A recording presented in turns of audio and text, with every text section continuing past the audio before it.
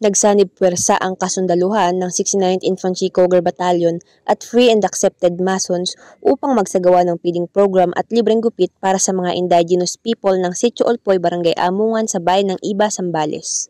Ang nasabing aktibidad ay eksklusibong laan ng 5 Pillars of the North na binubuo ng 5 lodge ng Free and Accepted Masons ng Grand Lodge ng Pilipinas, mga miyembro ng Order of Demolay at kasundaluhan ng 69 IB para sa mga mag-aaral ng Doña Luisa Obieta Elementary School at mga lokal na residente ng naturang lugar.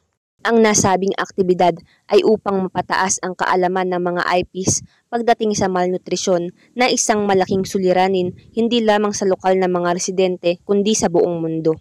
Isa rin itong paraan upang lalo pang maipakita ng kasundaluhan katuwang ang mga partner stakeholders ang malasakit at pagpapahalaga sa mga miyembro ng IP community sa lugar na nasasakupan. Mula dito sa lalawigan ng Zambales, ako si Justin Ann Audencial, ang inyong kaugnay.